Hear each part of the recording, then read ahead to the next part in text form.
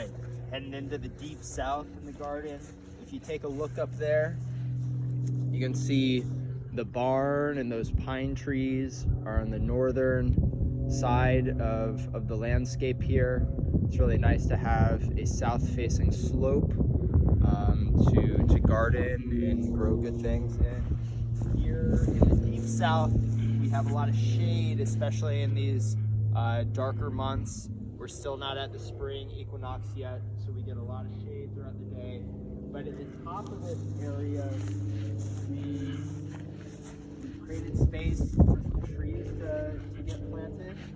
Here is a fig that went in the ground yesterday. That was a child of fig tree further up in the garden space. So this was buried under the ground from that previous fig tree, covered in dirt. It was a low-lying branch covered in dirt, resprouted, snipped off the tree last February. So it had 1 year to grow next to their parent tree, and now here they are, transplanted yesterday with a nice little top dressing of mulch.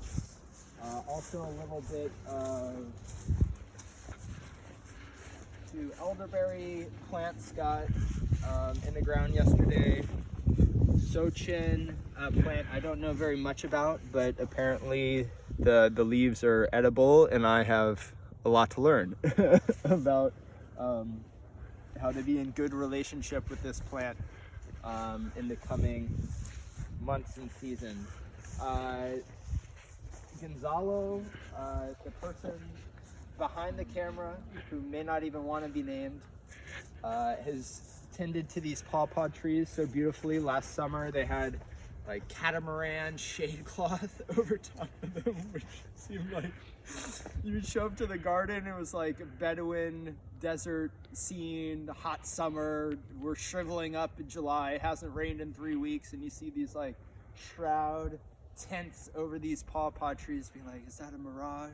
But these trees look quite happy. I think they'll be maybe, I don't know the timeline right for pawpaws, like 5 years before they start fruiting, or maybe a little longer than that. And I don't know, these trees might be 3 or 4 years old now, so they're getting up there. These trees went in the ground, I think last week. Gonzalo got them in. 3 more pawpaws. Pawpaws are shade. I don't know if shade loving. I don't know if plants love shade, but they certainly are more shade tolerant, and so we've planted them closer to the tree line here. They'll be happy as understory trees as we grow out this forest garden area. Still wondering what the shape and what plants will actually take the understory here and cover the ground, but we're hoping it can be a community effort and beautiful things will be grown here for many years to come. Peace. No.